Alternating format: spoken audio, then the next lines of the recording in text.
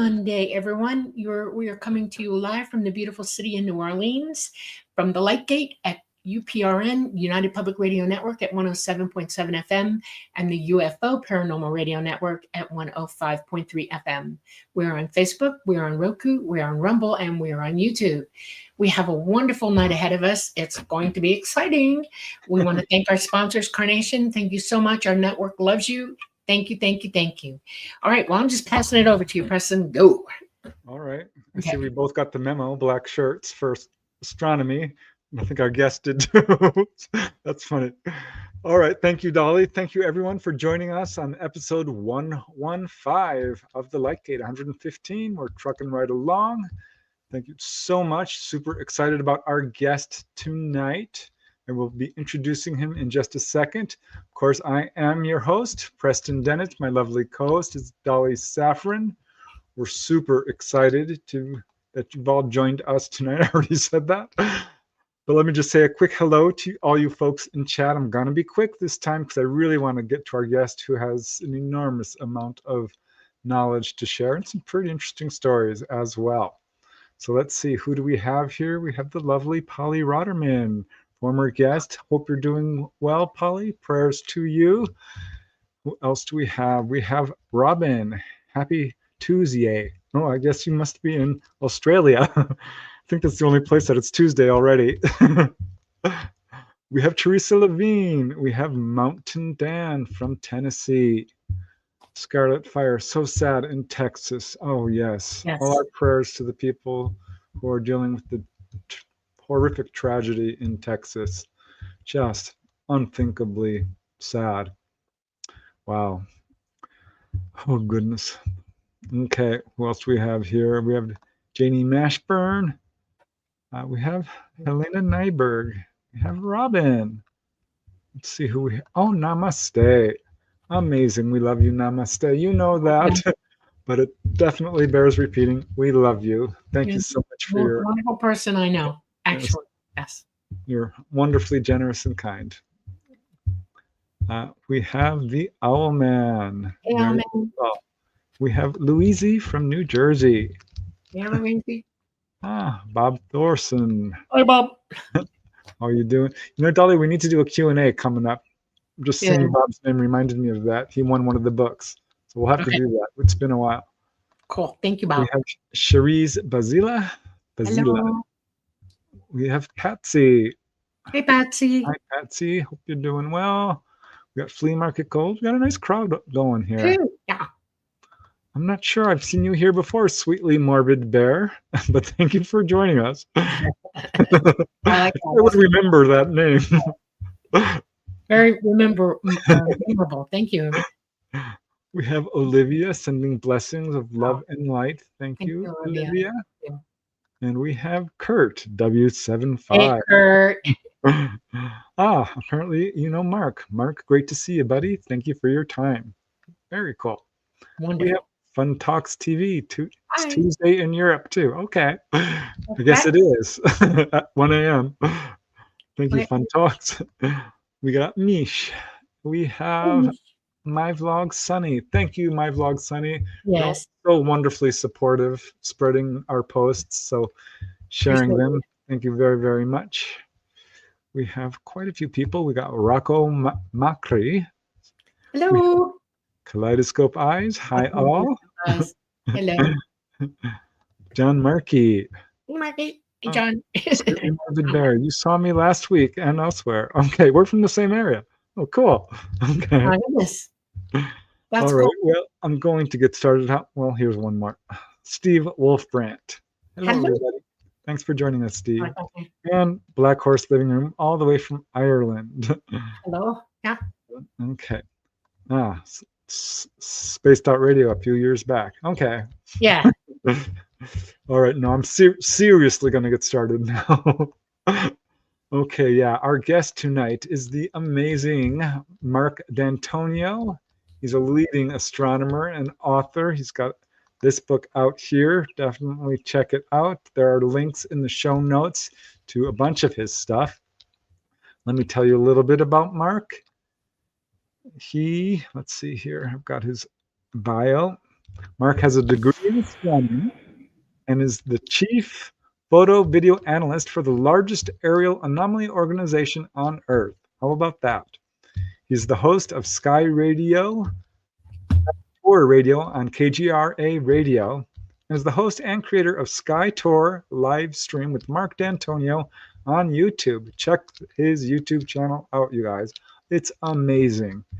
This is where people can go to watch live as beautiful deep night sky objects materialize before their eyes in mere seconds, courtesy of very sensitive cameras and Sky Tour Observatory research telescopes.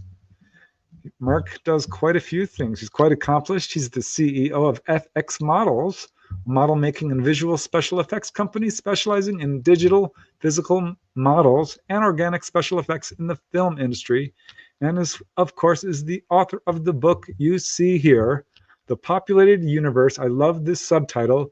Life may very well be the rule and not the exception.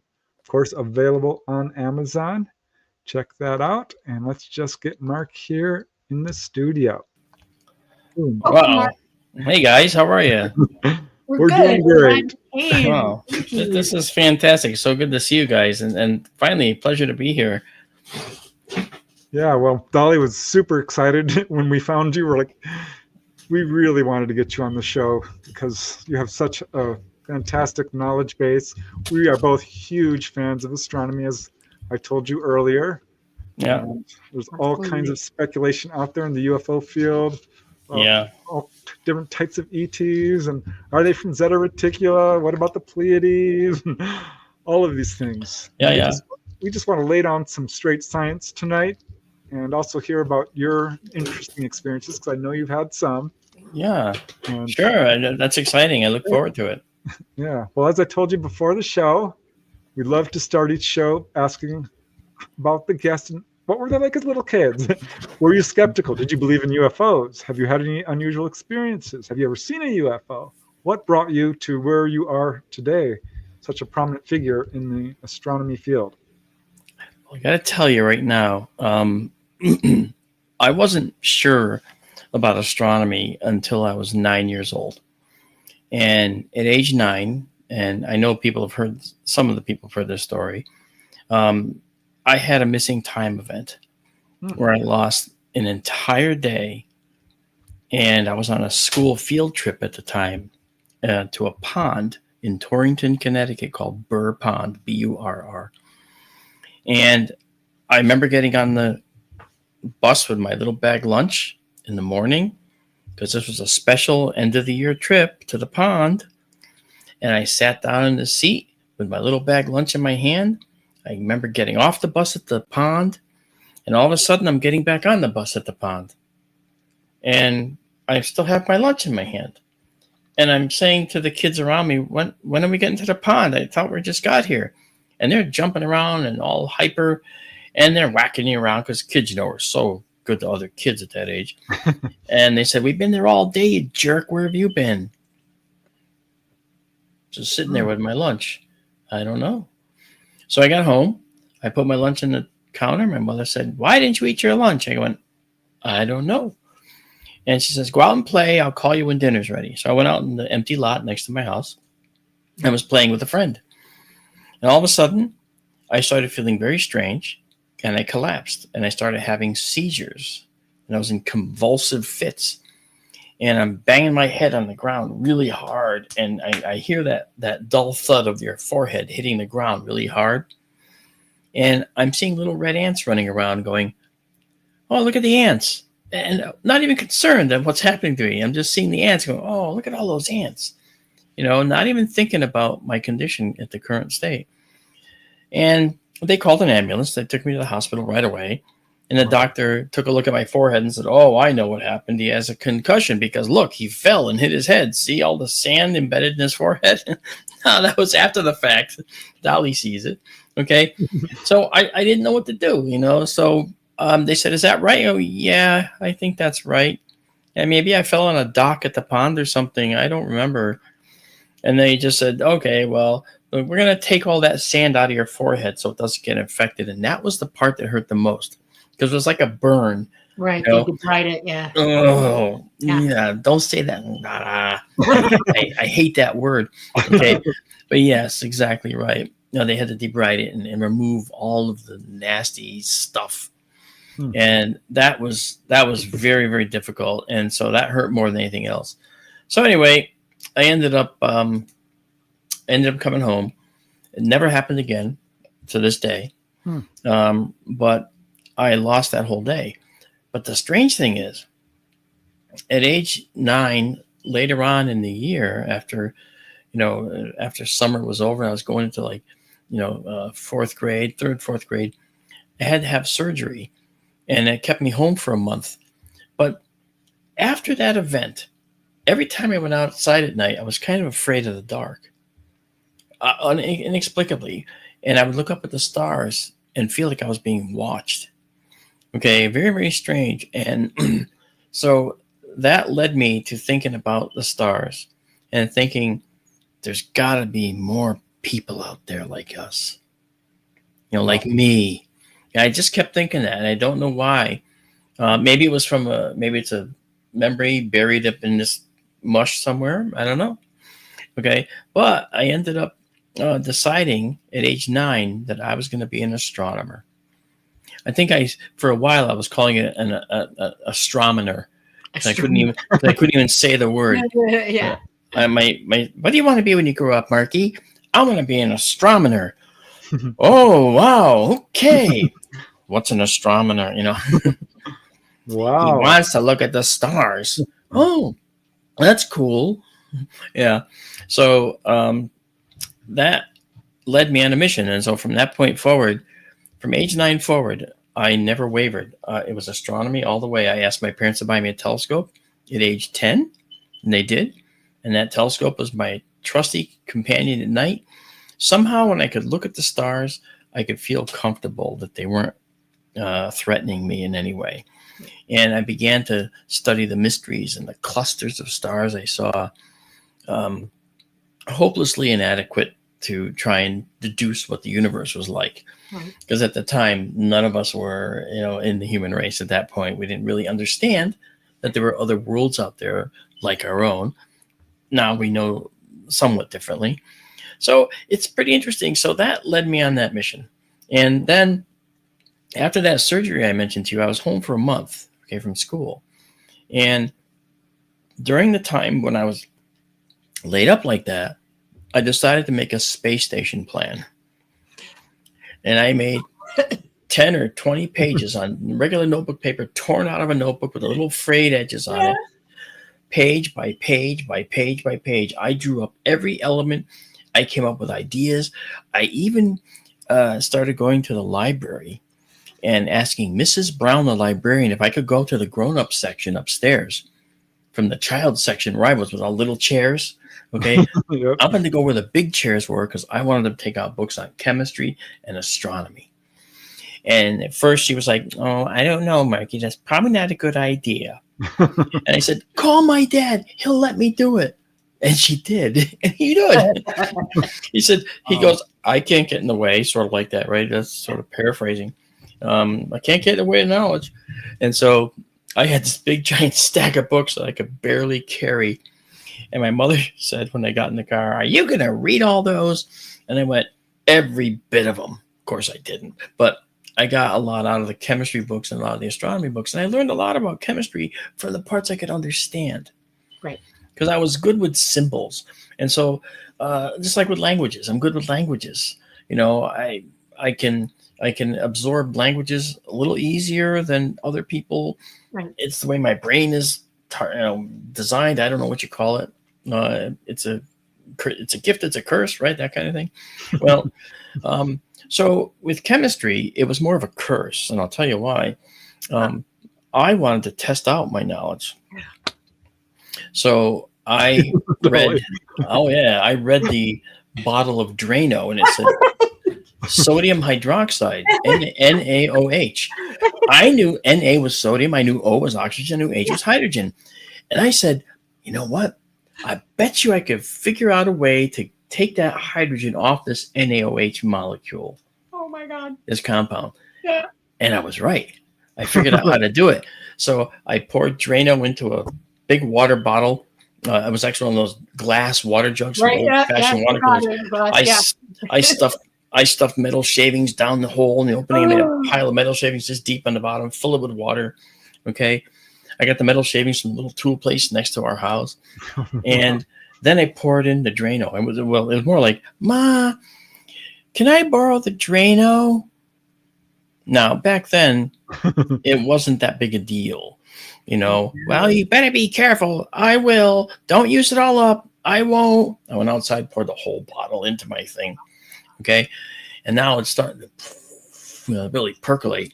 Then I went inside and I got on my bike while that was percolating. I went down to my father's business. He owned a small laundry. He cleaned other people's dirty clothes for a living.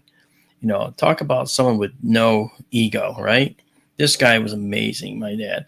And I would work for $1 an hour to fold towels because he'd also pick up dirty towels from the schools, okay, and clean them and bring them back. Well, anyway, I said, Dad, can I have some of those clothing bags? Because I wanted to make my balloons of hydrogen out of those. And he said, well, how many do you want? I said, 10. Oh, no. I can give you 3. So in my head, I'm calculating. Okay, 3. I took 3, bundled them up, went home on my bicycle. Okay, cut them in half, taped the ends, and made 6 balloons. 1, 2, 3, 4, 5, 6. Okay, and then I took the end and poked it on the end of the bottle with all this hydrogen coming out. Hydrogen, yeah. And unfortunately, I got a lot of water vapor on the inside. So that led me to want to get rid of the water vapor. So I said, how am I going to do that? I need to trap out the water. Now, this is a 10-year-old talking like this. That was weird. So I went into my mother and I said, Ma, can I have some milk? Okay. Okay. Yeah, sure. Okay. Thank you. Glug, glug, glug, glug, pour it down the sink, wash it out, empty it out. Ma, do we have any cotton? In the bathroom. Okay. The whole bag with me. Filled the jug full of cotton. And I saw a second full gallon of milk. Your poor parents. Oh, yeah. Wash it out. More cotton. I used all the cotton, all the Drano, all the milk. Okay. And when I did that, I had finally the tools with which to concoct my next mission, which was to create pure hydrogen. So I noticed that the hydrogen coming out was filling these little balloons. And once I added the milk jug with cotton to another milk jug with cotton to an output pipe going to the bag was nice and clean, no water inside. So I poked a hole in the bottom of each milk jug and the water was dripping constantly. So it was getting trapped by the cotton. I was so proud of myself. Rightly so. No, I have one. Okay, people, and I want to hear about this. You kind of know where this is going. Yes, I do. So I would set up these balloons. I would let them go out in the middle of the empty lot, and I would shoot them with flaming arrows. 10 years old. The only way to test, right? I'm a little cowboy and Indian, thing. A little cowboy and Indian thing. I dunked it in gasoline, lit it up. No one could see that I was playing with matches. And I shot it up in the air, and it bounced off the balloon. The balloon kept on going. It fell back down the lot. And I'm watching the balloon sail away, and not realizing I just set the entire lot on fire. Yep. So I'm like, I run over and pat, banging out the lot. Okay. It was just like, oh my gosh, it was like the worst possible thing. So then I was more careful with the next balloon. I tethered it to the ground and I shot the arrow at it and just pushed it out of the way, and it came back and floated, and the arrow kept right on going and set more lot on fire. So I'm stomping it out. So finally I said, this isn't working. I got to test if this is going to actually be boomy enough. Right. So I got a long stick. Okay, now to a kid who's 10 years old, a long stick is 5 feet long. Yeah. Not 12 feet long, not 50, no, 5 feet long, dunked it in gas, lit the end, walked up to the balloon and poked it. And the last thing I remember was boom. And then I felt this right in my chest, this concussive pow. I land on the ground and, my head hurts because I whacked it on the ground, and the windows were still rattling on the ground around the neighborhood. Wow. And I sat up and went, wow, that was so cool. And I got to do that again and again and again. Meanwhile, somebody in the neighborhood heard this windows rattling and thought, did a car explode? And they called the police. Oh, And wow. so within, I'd say 45 seconds, now my father was a very good friend of the chief of police. Good thing. So I wasn't going to get off easy if anything happened. Trust me. And so the cops roll by and they see me. Did you hear any noise? No, sir. Bouncing a basketball in my driveway. No, not at all. Okay. Not even noticing the black areas in the empty lot next to my house where I had put out the fires. So meanwhile, I had another balloon already growing on the still. And that just went on and on all summer. You know, the police kept getting called. No one ever found out it was me. Oh, until now. That's not a good idea. But the point was, this was science with a purpose. I had to learn about chemical reactions. Right. In fact, that was my first introduction to combustion. Okay. It was actually pretty good. Now, the hydrogen, pure hydrogen, doesn't burn. It needs to have oxygen. So that's why puncturing the balloon is so important. Right.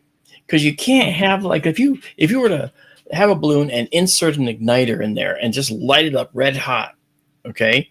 Well, let's say you get that igniter really, really hot. The hydrogen, the pure hydrogen, is not going to do anything. Only if you poke a hole and let oxygen in do you actually get that reaction. And I learned that at an early age. And so I asked my parents to buy me a chemistry set, which they did.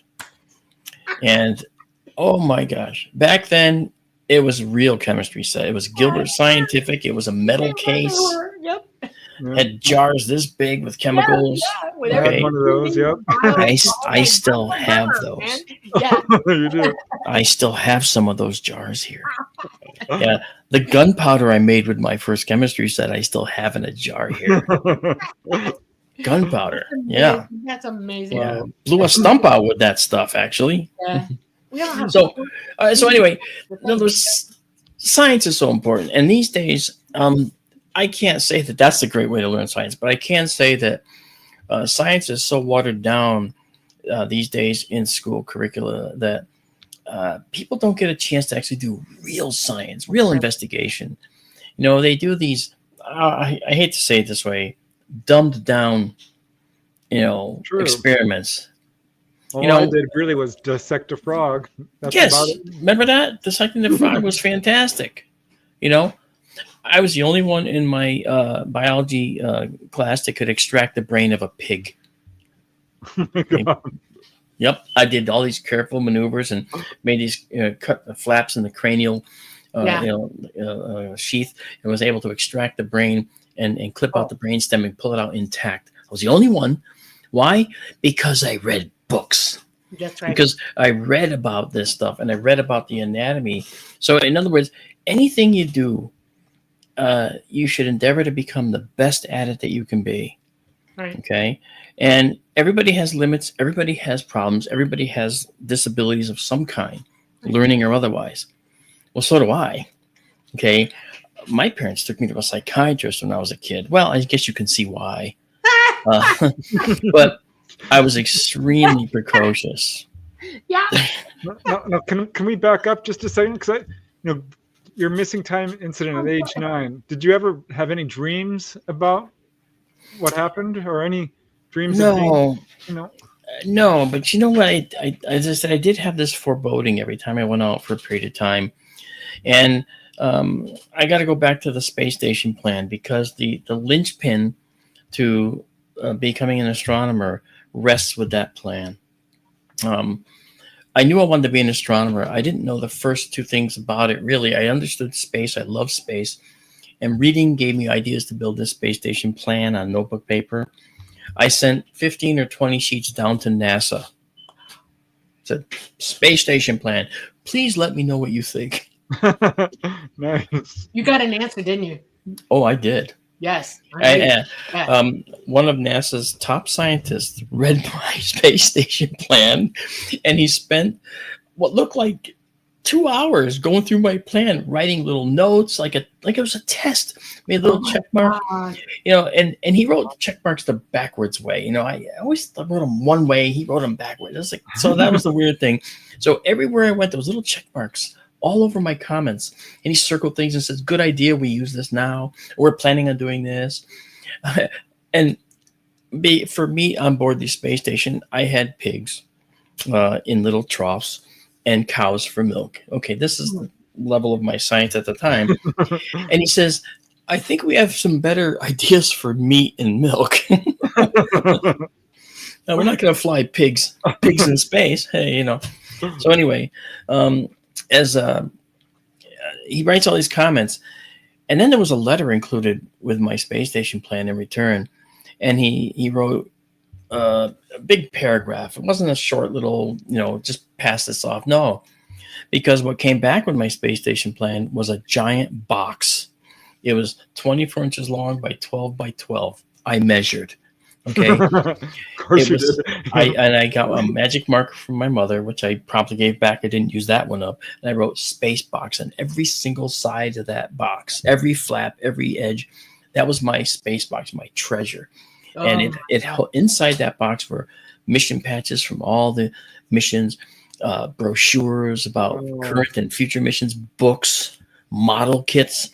It was packed to the brim with like a gift store shopping spree, from Kennedy Space Center, it seemed, So this scientist took the time, his own time, to go and get all this stuff and put it together.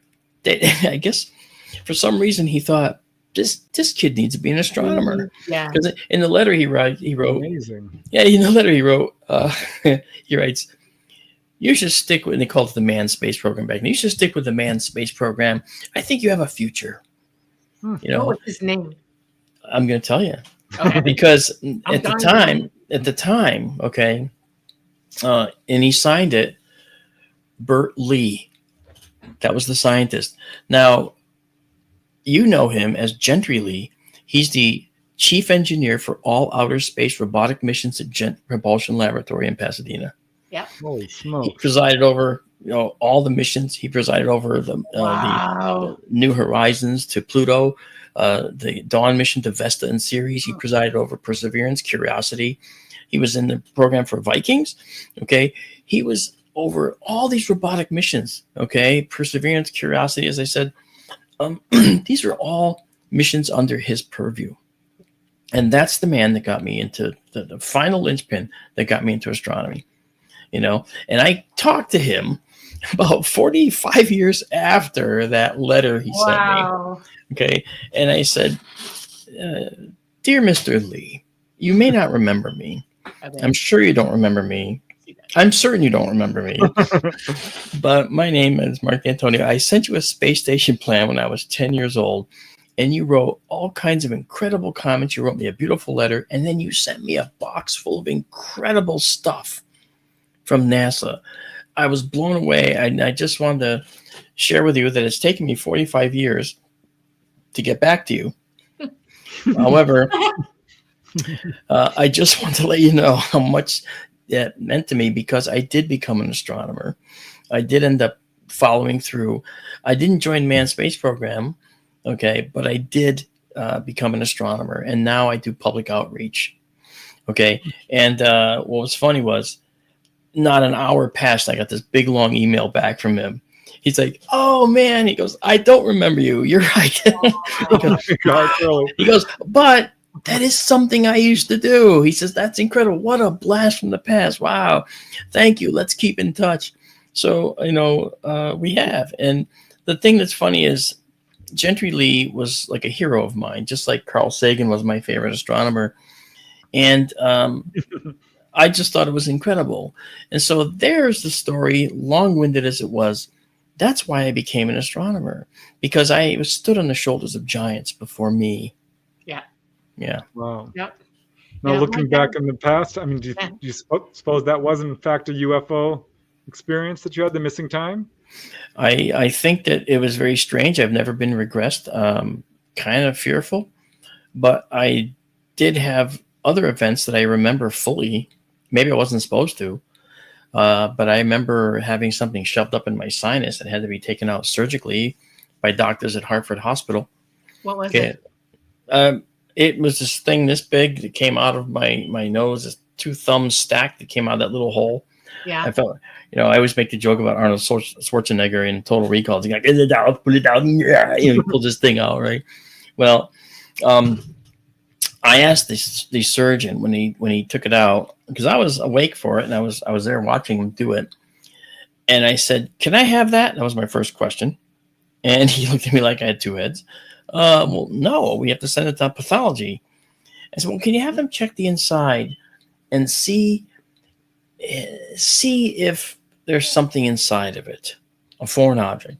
And he looks at me and he goes, "You mean like a metal splinter that a machinist might get?" Yeah, that's right. He goes, "Yeah, I'll do that. Why?" And I told him about the terrifying 3 nights I had where I was awakened at 3:15 in the morning on 3 nights in a row. And the first night I woke up to this. What the heck? Oh yeah, they're getting your attention. Yeah. 3 series of knocks, right? And that's like, what is that? So I went back to bed. It was 3:15 a.m. Next night, what the heck? Here it is again. And this time I get up and I'm looking over at the window. There's a faint window with a street light in the distance, and it just sort of frames the window with a little faint light. And at the time I had 2 greyhound dogs that I rescued from the track. I love rescues. And the 2 greyhounds were looking up at the source of this sound overhead, and it was like at the peak of the roof. Now it's a single family home. So I'm thinking, is that some kind of weird, some woodpecker that is not all there, and he's trying to look for bugs in vinyl siding? I press my face against the screen to look up, and poof, I get this flash of white light in my face. The flash blinds me, and I just freeze.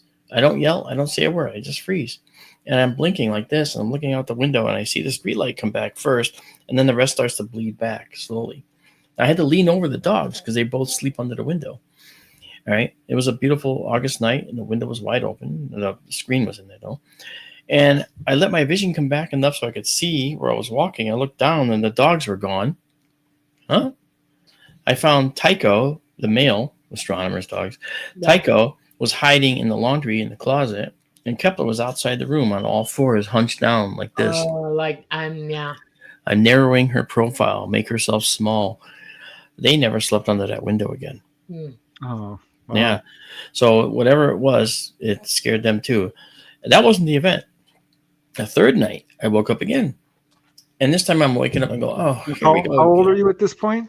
This was only about like 27, 28 years ago. Oh. Maybe 24 years ago or so. And it was in the mid-90s. Okay, actually. So I was in the bed, and I woke up and I'm looking ahead like this and go, oh, here we go again. Now, I didn't hear any knocking. So I went to turn my head and I couldn't move my head. It was like, oh, what the heck? It won't go like this. I just can't. It's like it won't move. So anyway, I just go to move my eyes. So I go to turn my eyes this way. They're not moving. So I can't do that. My eyes are fixed. So I'm like, what is this? And then in my peripheral vision out here, I saw something pass in front of the frame of the window. Okay. And then it turns and it starts coming toward me in the bed. And it extended as what I could see out of only peripheral vision as like a hand. And it was like a gloved hand like this coming toward me. It was coming from this side. So it was like coming from this side. So it's coming in like this. It's going like this. It's going to put something up there. Okay. And as it's doing that, I can't do anything about it. And pow, it's morning and I couldn't breathe. It was over like that. And I'm sleeping exactly face down, arms at my sides, face down in a pillow. Okay. Yeah. And I had to pull my arms up, push off, and I couldn't breathe because it was a cavity where my face was, but I couldn't breathe because it was full of blood. Yeah, that's it. Okay. All right. That's what I was going to ask you. Was there blood? Yeah. Yeah. And it felt like I got smashed in the face really hard. And I did what anyone would do in a situation like that, where you have such a terrifying 3 nights. I promptly forgot about it, got up, got dressed, took a shower, and got dressed and went to work. Because isn't that what anybody would do? Yeah. Yeah. Yeah. So the point is, that event, from that point forward, I couldn't breathe out of this sinus. It was this one here. Okay. And when the doctor, I went to an ear, nose, and throat surgeon at Hartford Hospital in Connecticut. It's all public record, by the way. So none of this has to be taken for my word. Okay. You can always, this is all out there. And so he looked up there and he says, wow, he goes, you've got something huge up there. What? Yeah, you got something huge up there.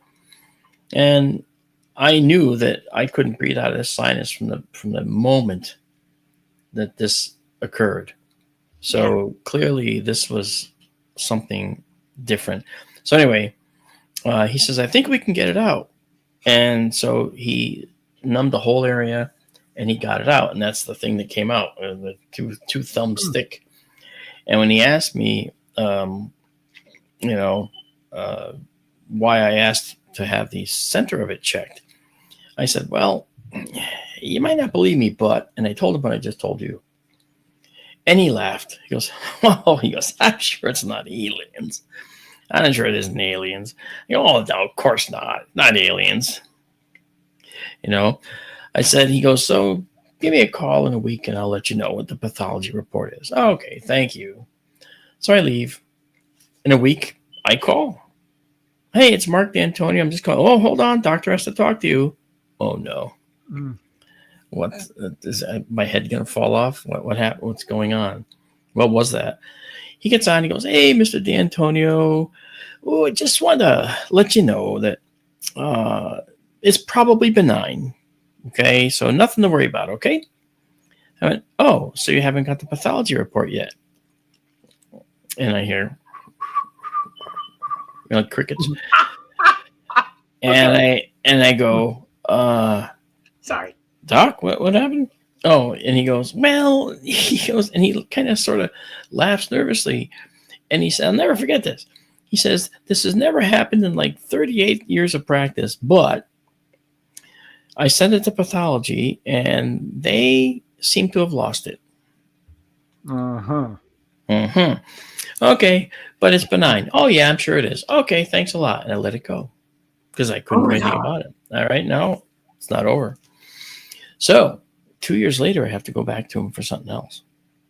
Okay, so I go back, and this time on the intake sheet, okay, I make little cartoons and jokes because the medical assistants that read it, and I entertain them because I know I'm only there for one thing. And then on my occupation, I put that I do special projects for the Navy, which I've done for decades now. In fact, I'm doing 6 submarine models right now in my shop over there, for a Navy DoD contractor. Okay, and so I put that on there. Special projects is sort of like buzzwords for people in the arena. And he comes in, all right, and I only did it because I was just being honest. I wasn't trying to elicit anything from him. Right. Elicit a response of any kind. So anyway, he comes in, he's looking, he goes, he's looking at the sheet. My medical assistants love you. He goes, that's funny. Special projects for the Navy. I go, yeah, I've been doing that kind of work for decades now. And then he did something, as I've told others, I've never seen a doctor do, and I guarantee you haven't either. He sat up on the exam table next to me. Like, awkward? No. I'm sorry. No, I agree with you. Awkward. So I kind of like, I think, okay. Well, anyway, he basically said, he goes, looking out the window like we're 2 kids on a mountain, on a cliff, looking over a lake at sunset or something. Right. He says, yes. He says, I just gave up my top secret clearance this year. And I didn't let on, but I now know everything that happened. And I said, what were you taking out top secret nasal polyps? And he laughs. Oh, he goes, no. And then he got really serious. He goes, I wasn't always a surgeon, Really? Yeah. And now, while sitting right next to me, he says, I was on a project in the Pacific where we shot a nuclear weapon up into space and took down an enemy satellite. I went, really? I knew the project. Okay, but I didn't say it to him. Yeah, he goes, it was a tremendous success. I didn't know it was. That part I didn't know. I said, well, doesn't that violate all kinds of treaties and stuff? And he said, well, yeah. He says, but that's why we cleared the Pacific for 1,600 miles or 1,200 miles all the way around the atoll where we launched from. Hello. I went, oh, that makes it legal. All right. Well, anyway, now I know what happened. Because whenever you do this kind of work, whenever you're doing special projects like this, where anything has some kind of classification, it's incumbent upon you as a classification holder to report anything that might be of interest to national security. So I know what happened. I could tell you how it went. He probably called to his person in Washington, D.C., and he was probably excited to be able to use it to say this, but he goes, and I'm sure it's how it went. Hey, hi there. This is Dr. So-and-so, Hartford Hospital. I have a patient that had reported that something strange happened. He had some kind of encounter where something put something in his nose. I did look at his sinus, and there was a finding, and it's in the pathology department here at Hartford Hospital in Hartford, Connecticut. Mm-hmm. Okay, doctor, what's your cage code? And he gave a cage code, which is like your social security number for that kind of work, right. And I know mine. You never forget it. You never forget it. Yeah. And so they said, okay, well, thank you very much. And he went, okay, bye. Click. And that was it. So under polygraph, under cross-examination in a court of law, he can truly and honestly say, and it will be verified as truthful, that he has no idea who took it. Right. He has no idea where it went. Right. Okay. He might suspect where it went, like maybe in the basement of the National Institute of Health. Yeah. Okay. To join all the others. Or not, I don't know. But that's the thing. Okay. So it went somewhere. Okay. And I'm sure that, and maybe they just inspected and said, ugh, this is just somebody's freaking medical waste. What the hell is this? Whatever. Or they found it's another example, good thing Roger Lear's not alive. He would have been after this, that kind of thing. So obviously, it was enough for them to report it, and it was enough for them to come get it. Maybe, Yeah. I know similar stories. Don't you though? It happens. It happens though. Yeah. Watch this. See, this side goes in. You have something up there too. Yeah. Yeah, it's my second one. I took the first one out myself. Did you? Yep, with a shovel. And yeah, I'm a little weird, and just like you, I do weird things. And no, that's weird. Yep. When the air hit no, absolutely no self-surgery. No, the air hit it. Unfortunately, it did a weird thing and it disintegrated. Okay. And I was told after that I would be getting another one and don't touch it. Well, I still have it. It's there. It's substantial, and I can ping it with my finger and go ding, ding, ding, ding, ding. You can hear me hitting it. Yeah. And no demo required. Yeah. I have another one in my hand that doctor had to scan. I have issues, and they were scanning my hand for one of my issues. And the girl looked at me and she said, "Did you hurt your hand?" I went, "No." And she said, "Huh." And I'm saying, "Can I look at the screen?" And she said, "Well, what is that?" She pointed to it, and I looked at it. I have a crown of bone in there, and inside it is an object sitting in the bone. And she said, "How did it get there?" And I went, "Can't tell you." Yeah. And so she told the doctor, who saw me shortly after that, and he said, he said, "I'm just going to leave this alone, okay?" And I said, "Thank you." Yeah, probably have to. And they usually do. Yeah. Well, after this was taken out, one of the things that happened to me, and I'm an astronomer, okay? This doesn't happen to me. I'm a science guy. Come on. What the heck? Stop hitting me with these things I can't explain. So after it was taken out, to this day, actually, not a week and a half, 2 weeks ago, it happened again. I'll be driving down the road, and all of a sudden I get this sharp burning pain up in here, right where it was. And I literally would gouge out my skull if I could to get at it. And at the same time that that's going off and really painful burn, okay, I hear a high-pitched whine in my head, like, and it won't stop until that noise goes away. And I have to pull over. I have to stop whatever I'm doing and just let it pass. I'm going like this the whole time to try and just like, it does nothing. But psychologically, it makes me feel better, I guess. Yeah. But and it's almost like a short circuit.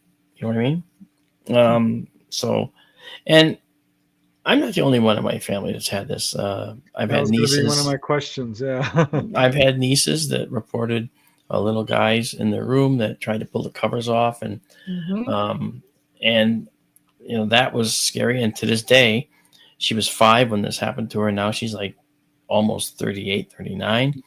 Okay. And she still will not talk about it. It's terrifying. And, you know, and also other of my own kids have had a case where that was the case. And the funny thing is, when one of them said, I'm afraid the aliens are going to come through my window and take me again. Okay, that the word "again" makes your blood run cold for one thing, but well, as a parent, yeah, yeah. But through the window. And what's funny is, in later years, one of my most sought after lectures that people want to hear is the one on interdimensional travel. Now, interdimensional travel requires a look into some new physics that's coming our way, right? This isn't woo-woo stuff that's out there that can't be proven. This is stuff that's actually bordering on the edge. And the reason I bring it up is because that is how they could have, quote unquote, come through the window. They can't go through the window. They can't physically go through a block like that. They can't go through solids. Okay. But what they can do is they can leave one spot, go to another dimension, and then pop back in to a second spot. So they go from this X, Y, and Z coordinate at a particular time to this X, Y, Z coordinate at a slightly greater time. And now they're there. This is exactly how Dolly describes it with her own experiences. You know, it's funny. Okay, now this is, again, now I've worked with Avi Loeb from Harvard on television programs and other things together. We know each other. I know him. He knows me. All right. And he just came out and said that he now believes aliens travel interdimensionally. Yes, they do. He said they could travel interdimensionally. I think they do. Now, do I have science yet to back that up? We have tantalizing hints. That's right. That science supports it, yes. But do we have absolute proof? No. No. Well, this is what kept me out of the UFO field for decades, because I know how far away the stars are. There's no way you can get from one planet to another, star system, certainly the way we travel with propellants and so forth. That's right. In fact, we're pretty much stuck with that theory. We are right now, because we have to travel within our 4 dimensions, our X, Y, Z, moving through time. Last dimension, it's always incrementing. Okay, so if we can get out and go to, say, a 5th dimension, okay, out here, where if you could enter that 5th dimension, the hypothesis, and this is actually a known string theory variation called Randall-Sundrum 1, RS1. And in that particular variant, the universe contracts around you. The farther into this 5th dimension you go, it's exponentially smaller the farther in you go. The farther in you go requires more energy to get there. Right. But if you could go in, say, let's just say you go in just a little bit, okay? And I can't define what a little bit is, but let's say you go in a little bit. Okay, out here you travel 12 inches, you go 12 inches. 1, 2, 3, 4, 5, all the way to 12. Go in there, and then you travel 12 inches inside this 5th dimension. And when you come out, you didn't travel 12 inches inside, okay, only compared to your motion, you went 12 inches, but you're going over more space because it's compacted around you. You got that. So when you come out, it extends and expands to this huge expanse. Right. So that 12 inches could extend to like 10 feet by the time you come out. You move for 12 seconds and you go clean across the universe. Well, maybe so. Maybe so. Or maybe not the universe, but maybe Alpha Centauri. Now, using this method, I think it was a Stanford professor that calculated that instead of taking 10,000 plus years to get to Alpha Centauri, at the fastest possible speed, New Horizons. Okay, they went to Pluto. At that fastest possible speed, it would take 10,000 years still to get to Alpha Centauri, which is Preston's problem. Hey, that's good. PP, Preston's problem. Well, there you go. Okay, and that was the conundrum for years. How could they do it? Well, they could do it if they could not actually travel through space, if they could actually sidestep space and the speed of light limit that's in our 4 dimensions. Right. Okay, get away from that by going into this 5th dimension and then traveling a certain amount of distance effectively within that dimension and come back. You are going to appear or disappear from this location and reappear at this location, and you won't travel the intervening space between them. Yeah. That's right. Even traveling the speed of light doesn't do it. You have to do it. Exactly. This show is You're called right. the Light Gate for a reason. Now, I've traveled with them, okay, and they create light gates, interdimensional light gates. And the science of it is intriguing as all get out. People here are starting to think about it. They're starting to like lay over into what that implies, okay? And I'm telling you, it's a light gate. They create a light gate because all dimensions are all on top of each other. You know, your dimensional space has all the dimensions in the same space. So they're gating between here and somewhere else. Mhm. And they vector and they coordinate and they use frequency to go where they're going through the light gate. Well, I will say this, okay? I know that if they are, I call it punch out, punch in. If they punch out and punch into different XYZ coordinates, Yes. if they're doing that, that means that the science they have perfected, besides that technology, the science they've perfected is map making. Yes. Yeah, They're exactly. the best cartographers in the universe because they know that all the new entry points are free of any kind of obstacle. Exactly. Because you don't want to like try this in the middle of a dense nebula or cluster. No, because you'll end up in the wrong damn That place. might not You work could- out well. Yeah. However, I know they can use it underwater. Yes. And the reason they can use it underwater is because they do it, and they do this generally anyway, but in the theory anyway, they oscillate back and forth between this 5th dimension and our 4 dimensions That's right. so rapidly that it's at a very, very high frequency. And this oscillation that occurs is so rapid that they're neither here nor Nor there. Right. And go therefore, like butter. they can go down to the deepest spot in the ocean and just sit there. No cluster, nothing. That's right. And they're there, but they're not there. Yeah. They're kind of in the middle of, they're phased half out all the time. Yeah. So the pressure of the ocean doesn't affect them like it Correct. affected the Titan sub, for instance. Yeah. Okay. The only thing you use the ocean for is to cool off because they are hot when they come in. Hot. Okay. I don't know anything about that. Yeah. Well, they use the ocean to cool off, and they go through the ocean to be unseen by us. In other words, it's a great mode of transportation for them because they're moving about freely anywhere they want to go. They get to any continent or anything they want to do, staying here in our atmosphere, in our planetary space, and how they move. They don't base or anything anyway. They don't have to. When you can move like that, you don't need a bloody base. No, I've been very clear about how I think they're doing things. Yeah. But we have to be really careful and make sure that we base all of the things that we say on at least a scintilla of some type of factual data. I mean, we don't have any science to tell us this, so the scintillas are very small, as you can imagine. Okay. But I will say that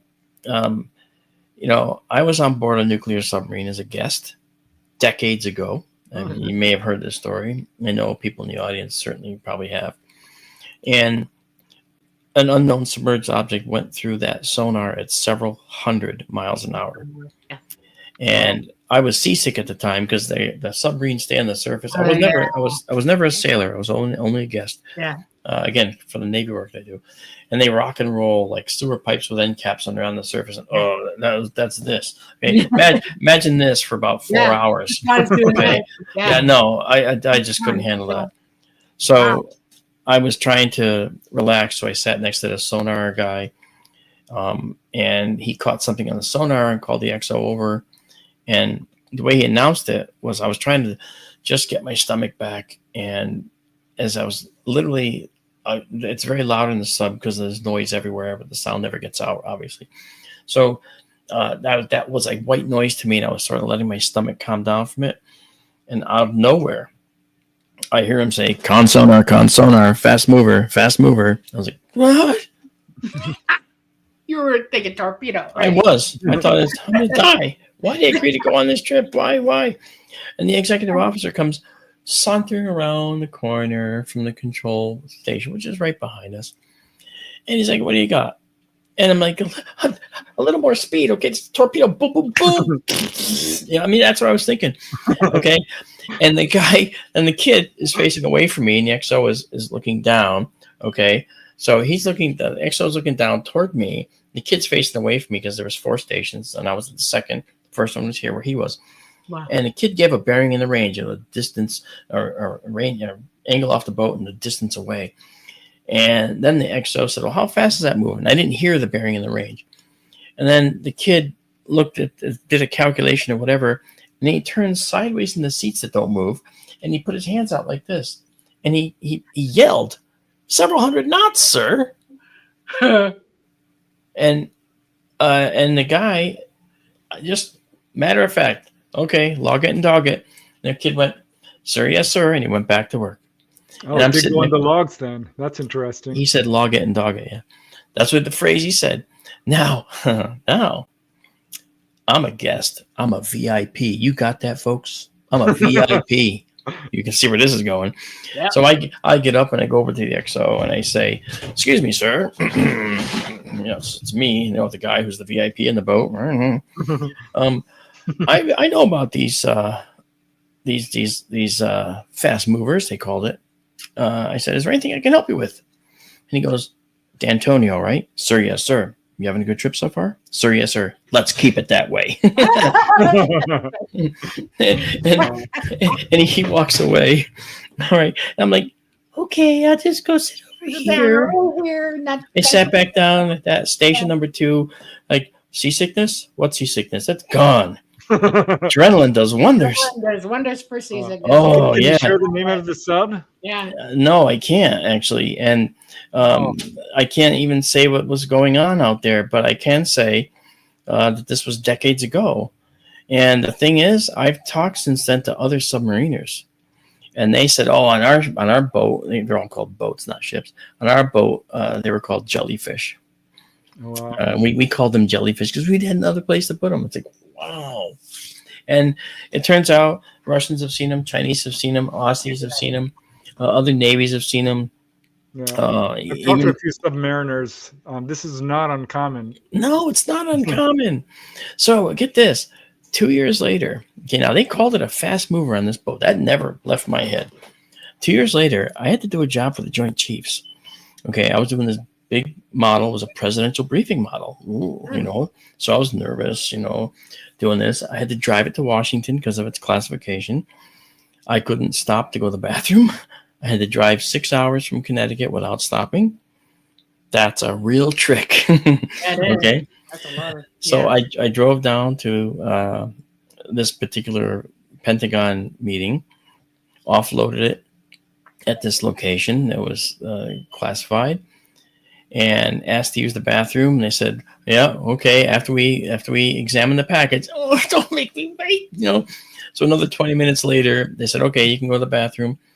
And I went into the bathroom, and first thing I noticed was there's cameras in the bathroom.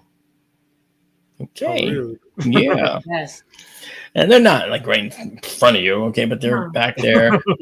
And when I went out, I went, I waved at the camera, and I went back to the desk, and the lady said, "You shouldn't wave at the camera." Ooh, she saw that, So apparently they watched people because move you make. Well, spies use the bathrooms for cover. Yep. They'll drop stuff in toilet tanks. I actually caught one doing that at Electric Boat. Okay, I heard him remove the cover. Oh my God. And it turned out that it was a Chinese spy dropping a DVD in the toilet tank. And it doesn't matter. The DVD's not going to get hurt. But it was a dead drop zone. Well, anyway. So when I delivered the model, I was talking to one of the Joint Chiefs. I actually sat with him privately, and they said, in my head's saying to me, "Don't say it. Don't be an idiot. Don't spoil this. Don't be a jerk. Nix ixnay on the saying. Say, okay." And before I could finish saying that in my mind, the words were already coming out. What can you tell me about the Fast Mover program?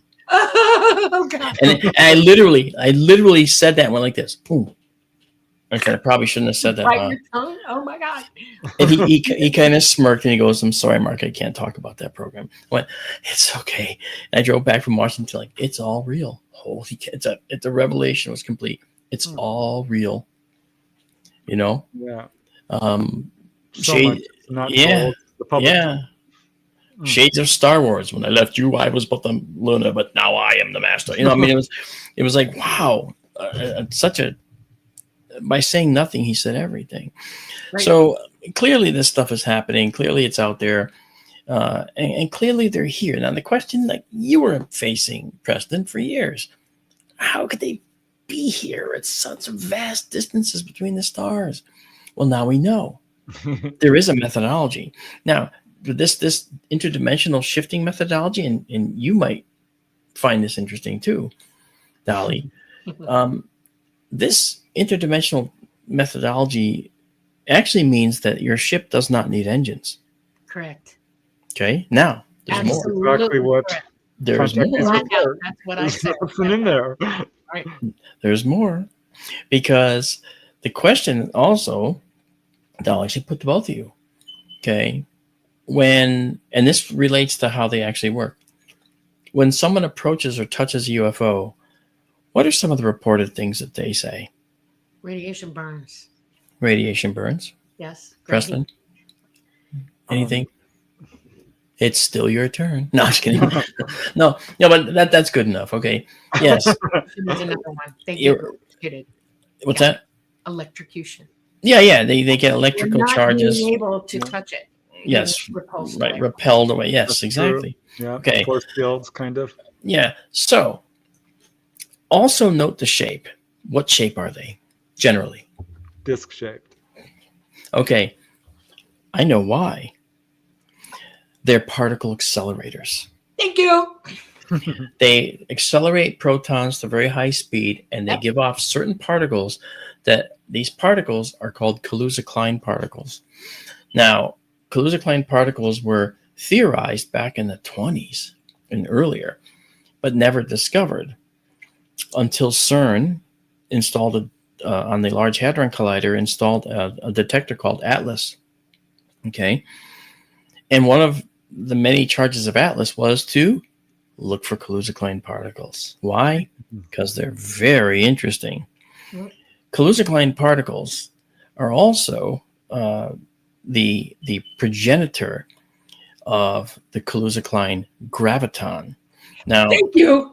This goes, why do you keep thanking me? No, this is what I say it is. It's a graviton.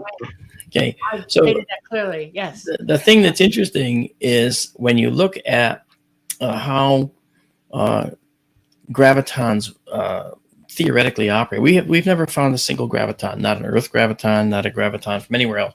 However, if you look at all the fundamental forces in physics, we have the strong force, the weak force, the electromagnetic force, which is light, and we have gravity.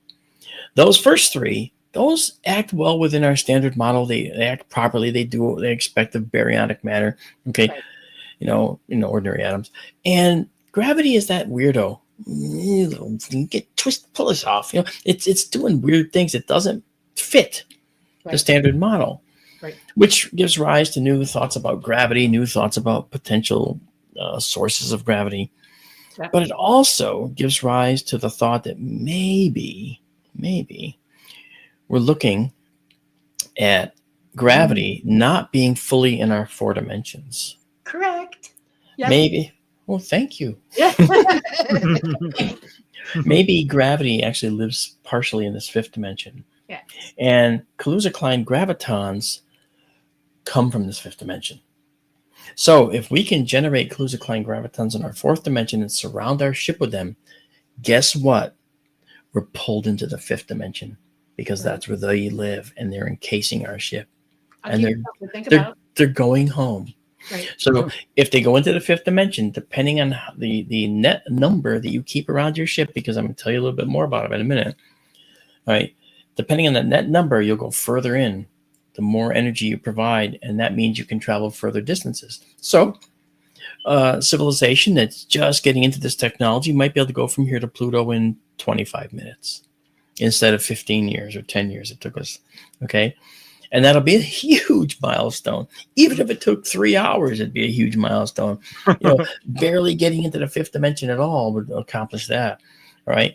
However, that fifth dimension is a very interesting dimension, because if we look at how the UFO, which is round, generates these particles, these Kaluza-Klein gravitons, are theorized to be 10 to the 16th times more powerful than the Earth gravitons holding us to our chairs right now. Right.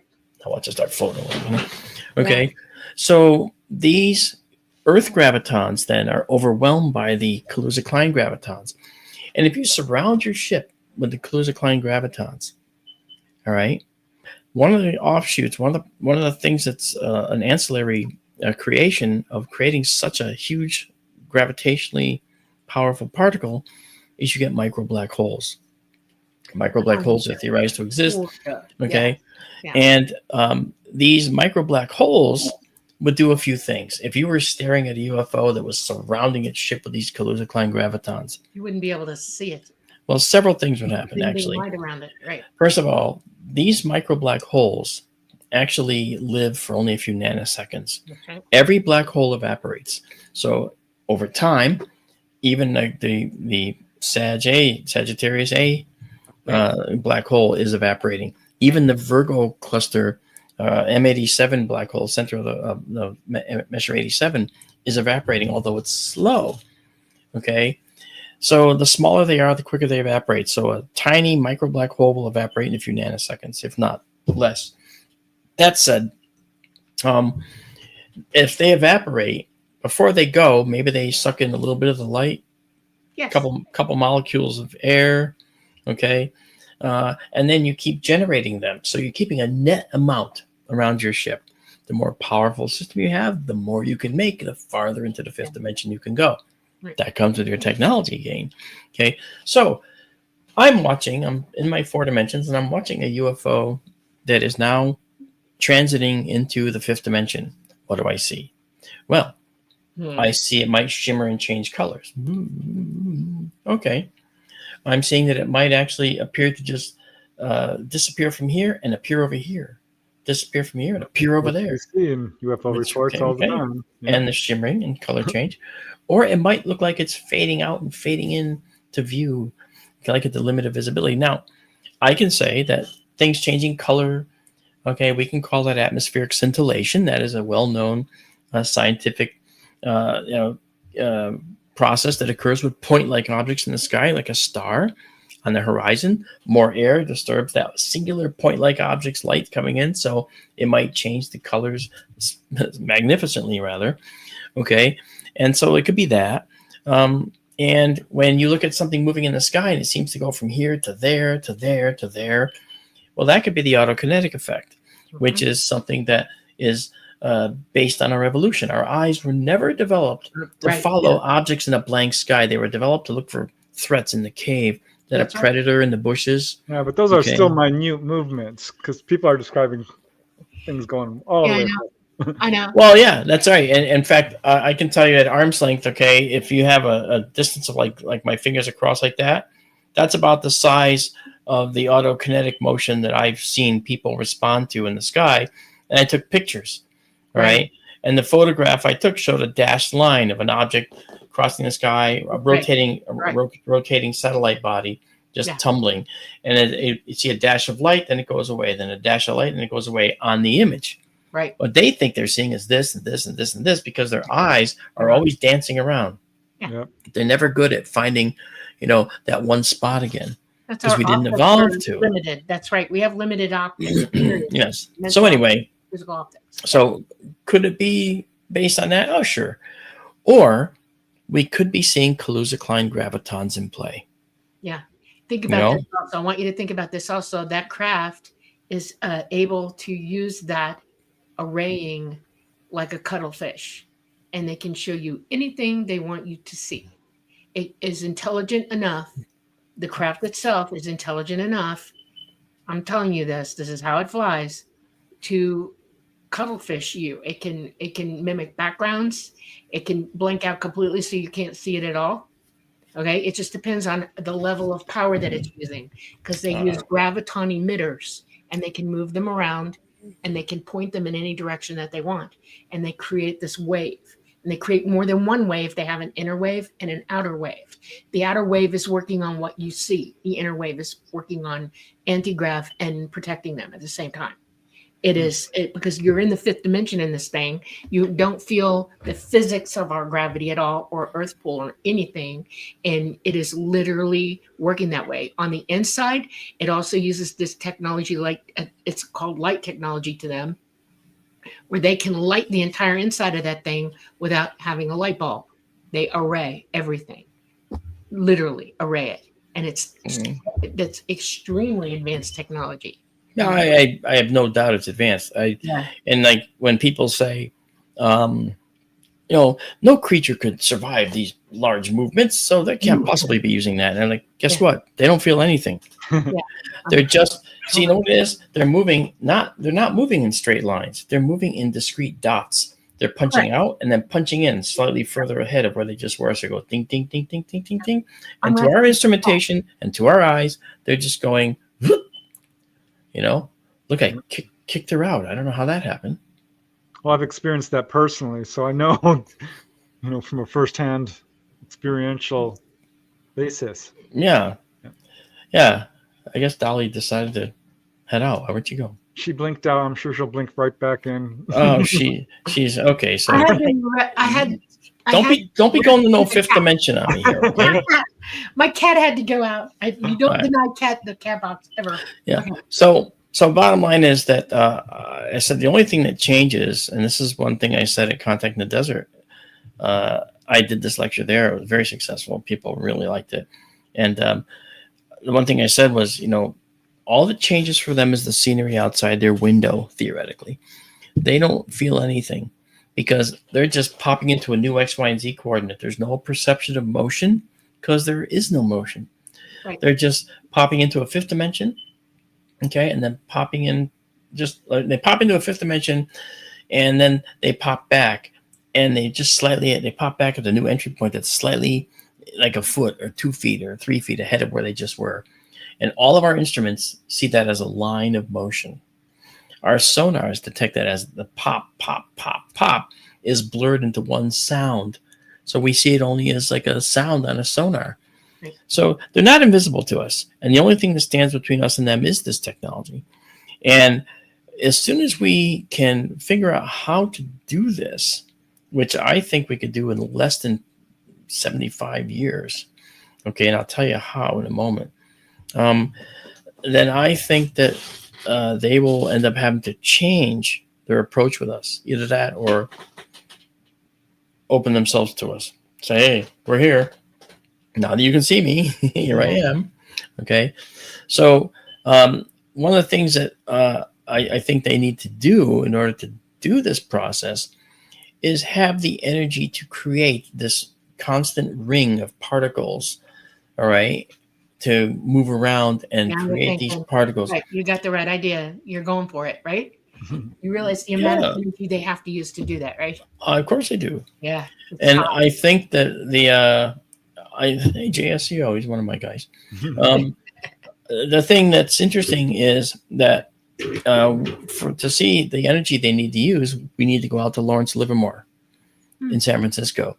Because out in San Francisco, where my first observatory, SkyTour West, is in the Sonoran, and SkyTour West 2 is in Benson, Arizona. But SkyTour West Sonoran is on the property of a Lawrence Livermore nuclear physicist. And, Lawrence Livermore is doing research on fusion. And they just, now listen to this, if you dare. Okay. in recent year or so, they announced some really interesting milestones. They were able to create a sustained fusion reaction for the first time. They were able to take, a pellet of fuel and bang, fuse it. Hey, we did fusion. We were able to do the thing once. Right. Okay. Mm-hmm. Yeah. Now, okay, they've reached where they can go boom, boom, boom, and do it many times in a row. All right. And in fact, they just announced recently that they had it going for some number of seconds, or 1.5 seconds or something. But that's an eternity at millions of degrees. What you're talking about is in the public arena. Yeah. Yes. So they have stuff going on in the not what public you need to arena. do is have, you're exactly right. It's a chamber that elongated fusion happens. In other words, you're using 100% of the fuel. Okay. We don't use 100% of our fusion fuel at all. Okay. There's always waste from it. We're not encompassing or using the entire process to go through the pop. Well, here's the actual problem that we have, Dolly, with fusion. Okay. In order to fuse hydrogen, and we're not ever dealing with atoms, we're dealing with the nuclei. Right. A hydrogen proton. Right. In order to make that fuse with another hydrogen proton effectively and make a helium proton effectively. There's a bunch of isotopes in there. There's a whole process. Okay, never mind. But in order to get to that, we need to have an awful lot of energy. And most importantly, when I say energy, I mean temperature and pressure. We have to actually have a lot. You're welcome. Why do you keep saying? I'm proud that you know this shit. Okay, right. So, and then, so you have to have 15 million degrees Celsius initially to take and start hydrogen fusion. To do helium fusion beyond that, you've got to go all the way to 100 million Celsius. So there's nothing on Earth that can handle 15 million Celsius. Okay. So what they've done is they've encompassed these fuels in a magnetic chamber where they're kind of suspended, and they were able to do this in the middle of this chamber.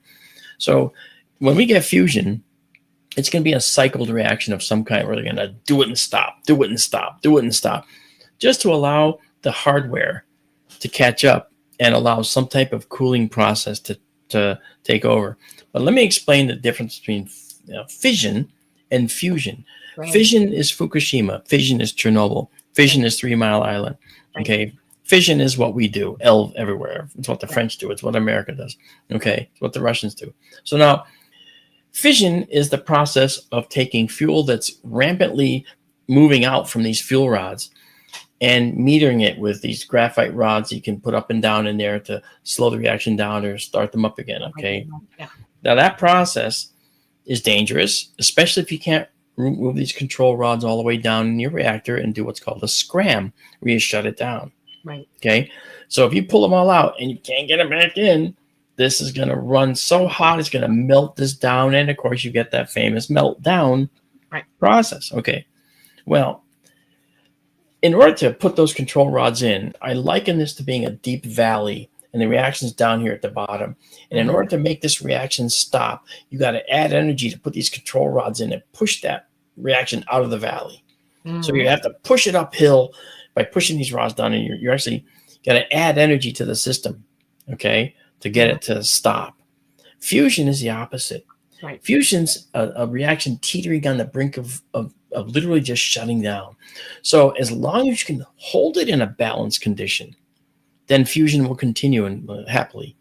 But stop providing the fuel, stop providing the containment, and whoop, it falls off the mountain, and it doesn't melt down. It just shuts off.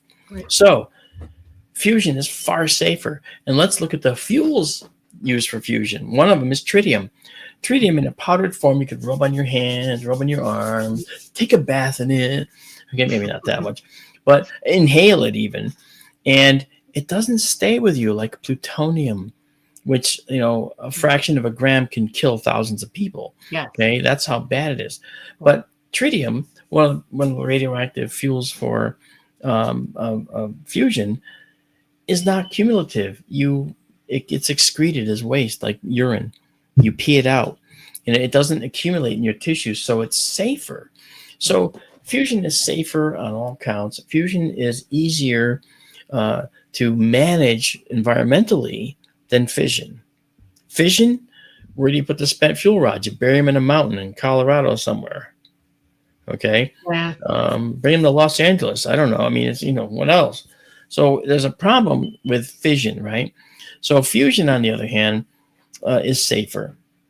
So going to Lawrence Livermore, we find that they're doing fusion research, and fusion is coming along slowly but surely. It's only 10 years away. That's all we ever hear. Okay. But now let's go across to CERN and look at the fact that they're generating the Kaluza-Klein particles, and they're starting to research, these KK particles. Okay. So they're discovering the KK particles and all their amazing capabilities. And Lawrence Livermore over here is discovering fusion. Well, as it turns out, what do you need to create a particle stream like we're talking about for your unidentified object? Is a fusion reactor.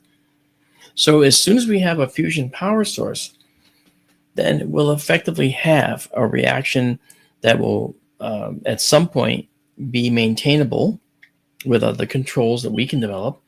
And I would say a civilization that's only 1,000 years ahead of us will have perfected this. They don't even have to be 1,000,000 years ahead of us, or it can just be 1,000 years, maybe 500 years ahead of us to have this technology already matured.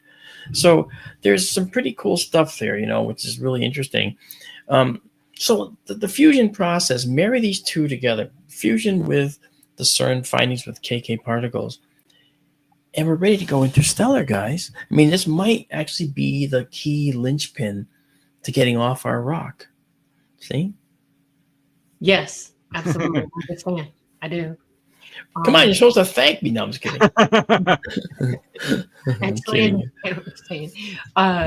it's going to be interesting. I'm just going to be honest with you, dead up. One of the things I was taught was that electricity is the power that you're looking for, but it's not just megawatts; it's way higher than that, and it's the power source is the fusion to generate that much electricity to create what you're talking about. You are going to generate. I mean, keep this in mind. Okay, in a fusion reactor, okay, let's go to particle accelerator. Okay, in a particle accelerator, particle accelerators charged particles are generating lots of electricity as they go around because they're positively charged protons that you're racing around and trying to accelerate close to the speed of light. So when you do that, you're making them go in a circle. And I didn't mention kind of purposely how we make them go in a circle. Okay. But we make them go in a circle with powerful magnetic fields that skew them around the corners. The perpetual they always have corners, and that they're going around not corners, but curves. And so these particles moving around and around and around, these particles, because they're charged particles forced to constrain to a curved path, they generate synchrotron radiation radially out. Yep. So this is why people get radiation burns when they touch UFOs. They're getting synchrotron radiation burns. Yeah. Okay, this is why they feel lightheaded and woozy, because they're getting radiation poisoning. Sick to your stomach. That's right. Yep. But inside the UFO, inside the center, they are shielded inside there because over time they've learned how to make a proper shielding.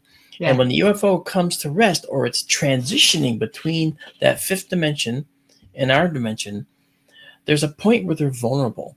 And so that vulnerability is when we could shoot them down, for instance, if we wanted to, So, and when they shut off to land and get out, then the case is set where they get out in the UFO and they travel around and do stuff. Well, at that point, they're safe because they're not generating particles to go into the fifth dimension at that point. Yeah. Have you seen many? The governments have. They've got crashed UFOs. You know this, right? I suspect it's probably true. Yeah. Well, one of the model. It is the model. They all are modeled the same way on the inside.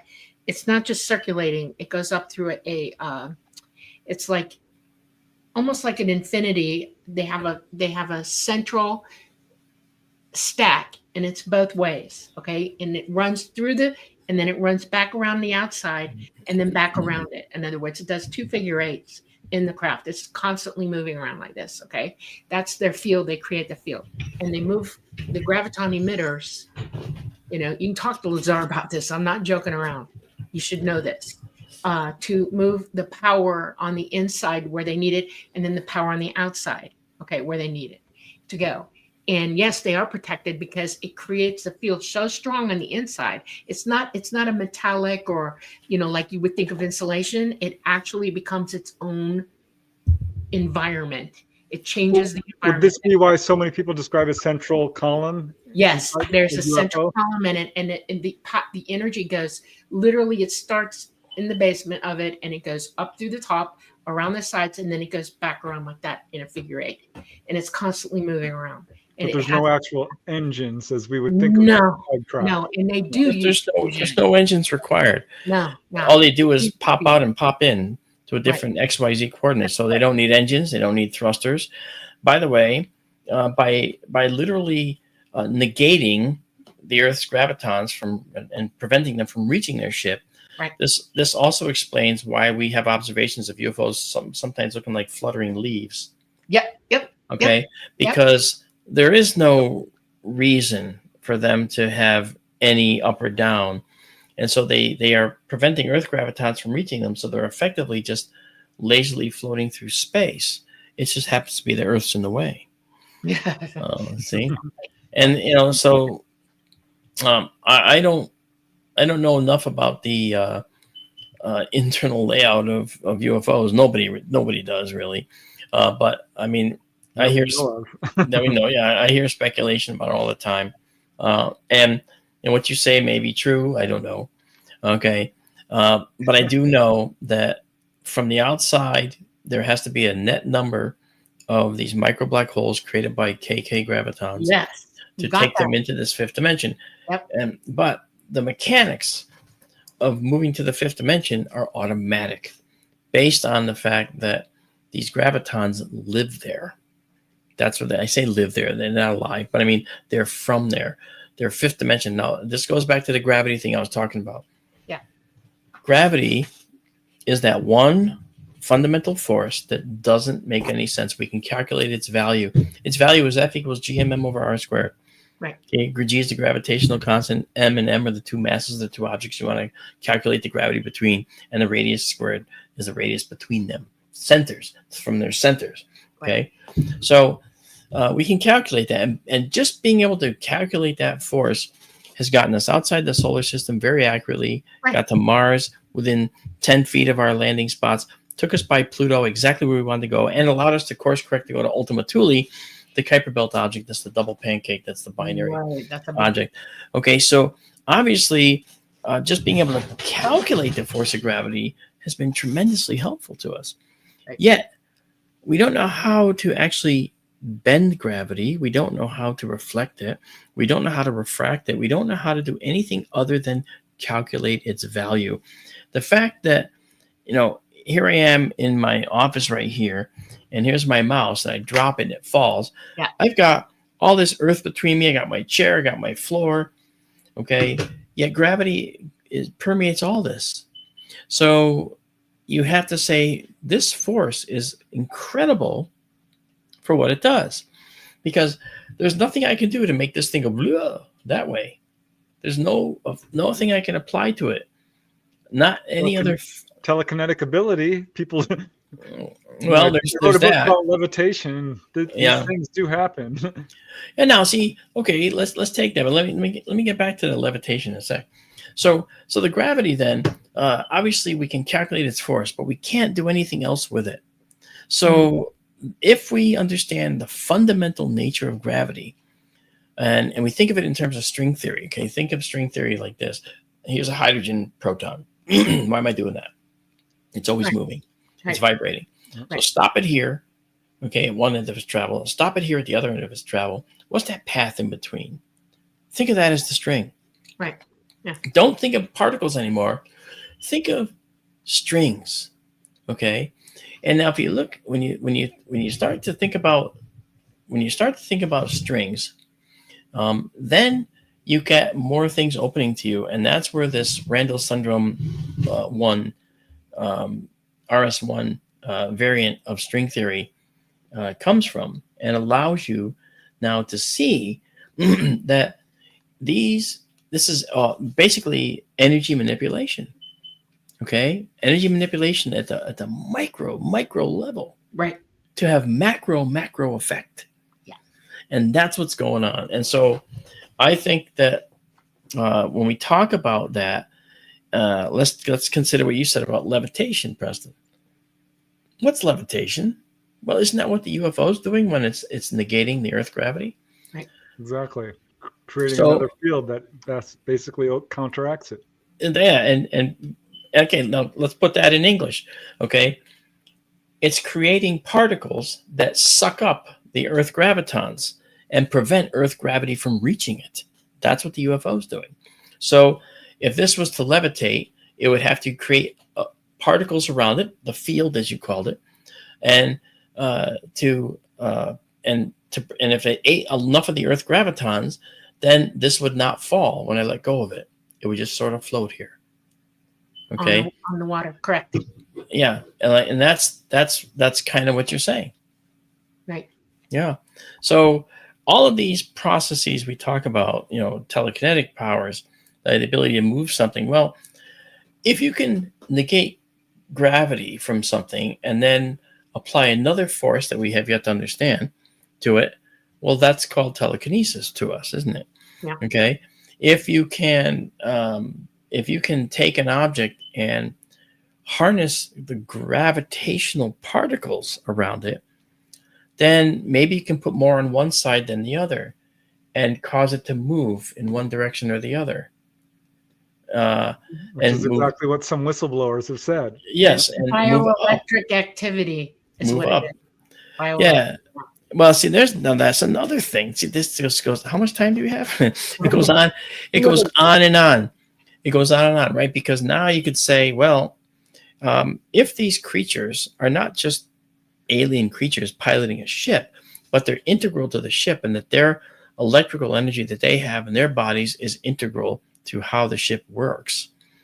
And I could foresee that being true, because what if they're biological robots? Okay.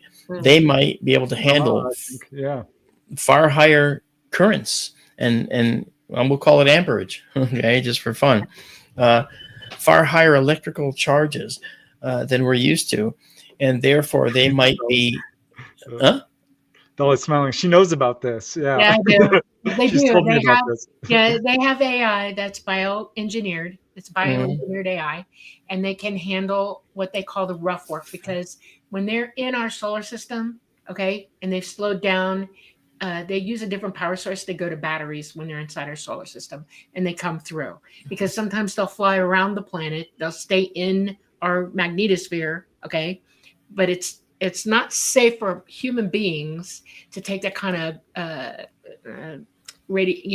gamma radiation and stuff like that. Okay, it'll even go through them. It doesn't repel it. It lets it.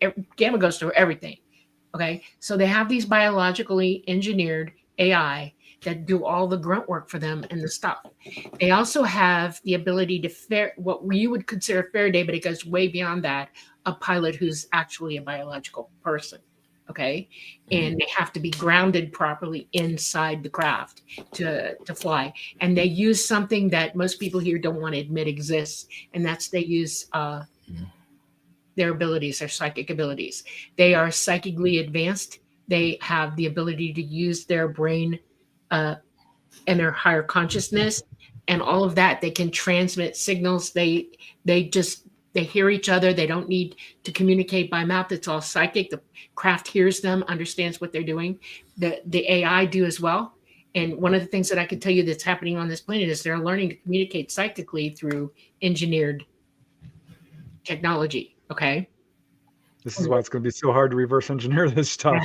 No. Well, actually, to learn this. Well, yes. One of the things that's interesting is that part of the reason we're so interesting, I think, to creatures that may be visiting us, and I say that just for the percentage of people that don't think it's at all possible, because I still think it is very much so,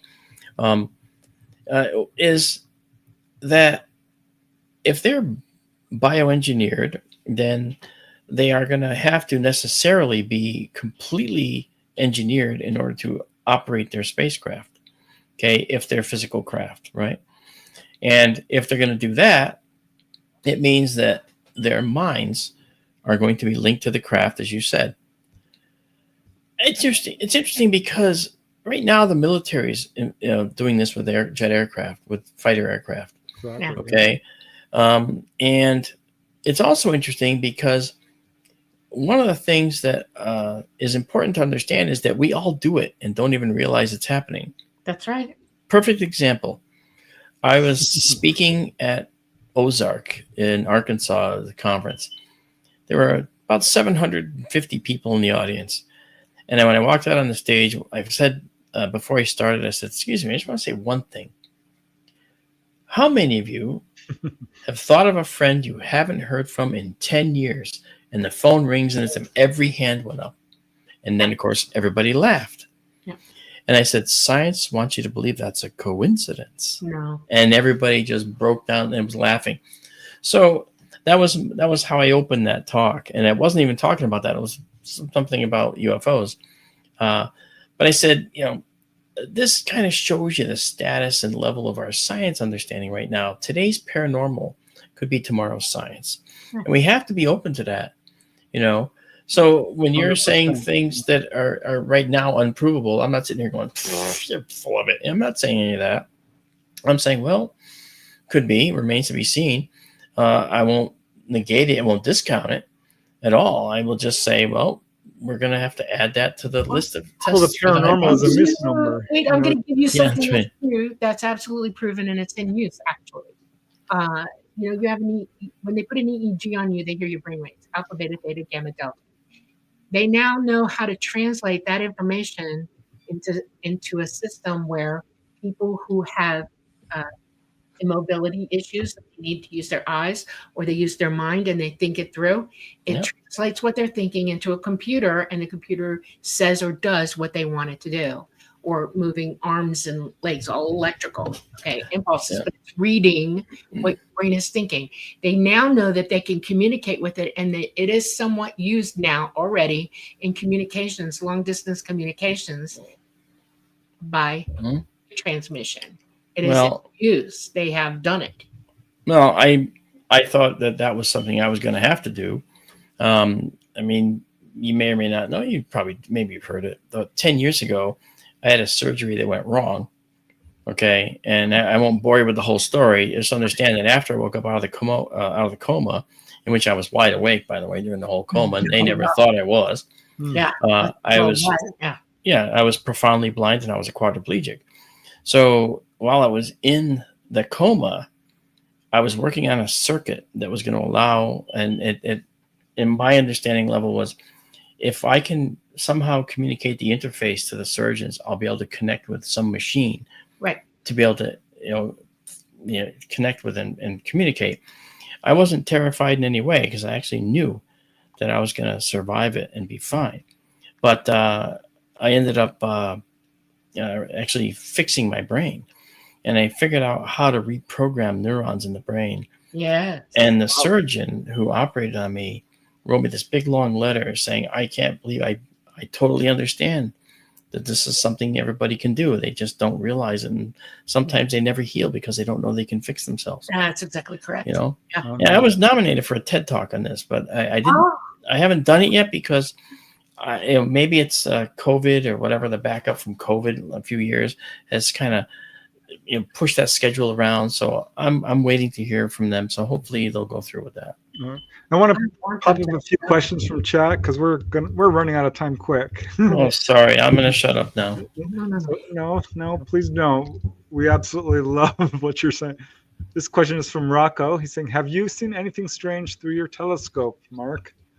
Yeah, Rocco, we have. We've actually caught a few odd things. And one of the things that I caught was a strange object moving circularly in the sky, very, very high altitude. Now, I couldn't gauge the high altitude, but I based it on the brightness of the object. It was moving in a shape like this in the sky. It went in a perfect circle. Yeah. Okay, and it took 48 seconds to do that complete perfect circle in the sky. It wasn't tiny. It was probably maybe half a degree of size, maybe less than that, actually, 1/10 of a degree in size in the sky, and it went in a perfect circle in the sky. And I couldn't figure out what that was. Another one that happened was I caught this bright object moving across the sky, and as it reached the center point, it's something like that. I have all this stuff on video. This is not hidden. It's on my Facebook site. I put this stuff up there. Now, and when you look at the telescope proper, Rocco, one of the things that we see, I have two. I have a wide field system that we broadcast with, and I have a narrow field system that we broadcast with.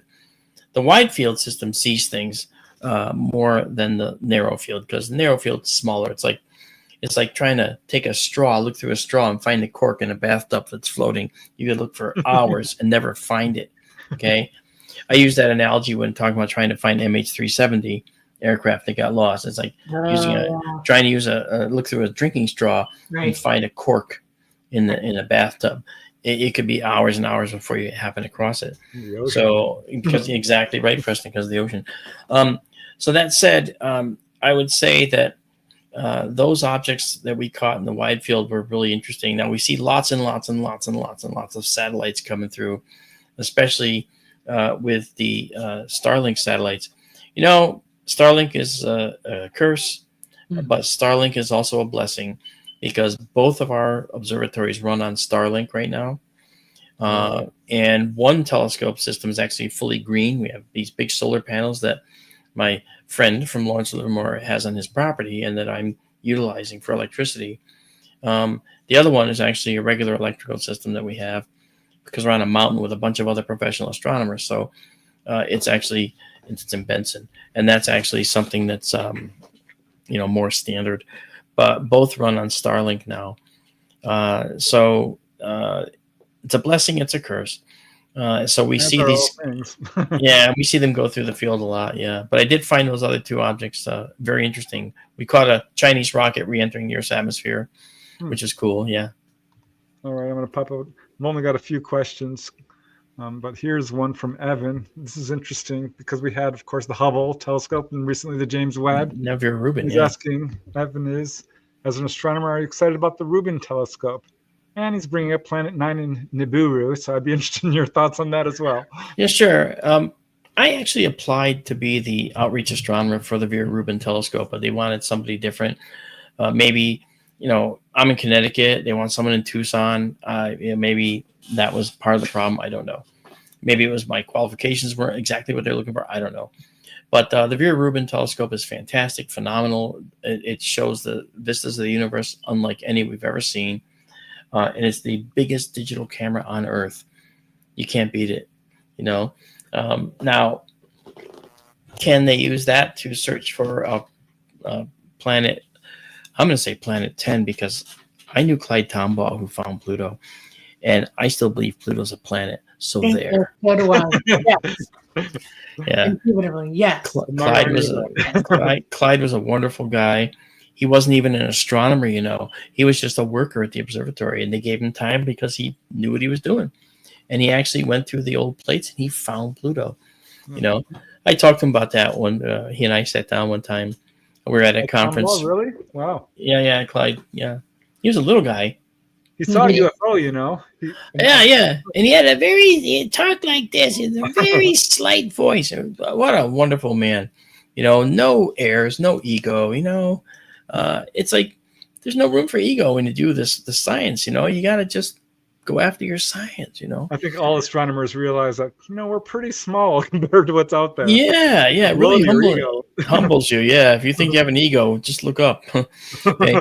So as far as Nibiru and Planet 10, okay, Evan, one thing I wanted to mention was the Vera Rubin is not the best tool for that. The best tool for that is the James Webb. Right. The James Webb looks in the infrared only, okay? And any planet that's difficult to see will show up much more brightly in the infrared, okay, than in the visible light, right? So An infrared spot out there will show up better. That's why you use infrared on orbital platforms or very high mountaintops. But I think that the James Webb has some potential tasking probably to scan the outer solar system and look for other warm bodies out there that might be out there. There's some theoretical ones, but we notice Jupiter being tugged and pushed around a little bit if they were there, something the size of the Earth. So we don't see any of that. Uranus and Neptune, Pluto, Saturn would all be tugging and moving a little bit, and we don't see any of that. So there's probably a bunch of larger bodies out there, but nothing that we think this might be the size of the Earth so far. Are you keeping track on how many exoplanets they're finding and how many might be Earth-like? Absolutely. Exoplanets were my specialty when after I got my degree in astronomy. In fact, that's why the book has that subtext, life in the universe might be the rule, not the exception, because we're talking about, we're talking about how many planets out there might actually support life. And, the Drake equation by Frank Drake famously found one, because when you ask the question, well, how many planets out there are there that can support life? Well, we only know of one. Okay. Yep. So, but now we know of many that could possibly support life. And I will say this, it's not yet confirmed, but it looks like the James Webb Space Telescope may have found life on another world. Were you aware of that? Yes. Of course you were. Yeah. There's a compound that was found in the atmosphere of a planet, Kepler-12b. Kepler-12 is the name of the star, and the little b is the planet. There's no little a. It starts with little b. So that's what we did. We just like to confuse people. All right. But there was this compound that was found in the atmosphere of Kepler-12b, and it looks like it's something called a Hycean world, meaning a hydrogen atmosphere. So far, it doesn't look very promising for us. However, it's a planet that looks like it might be a lot larger, not a lot, but significantly enough larger than the Earth that anything we find will be that much more. So what does that mean?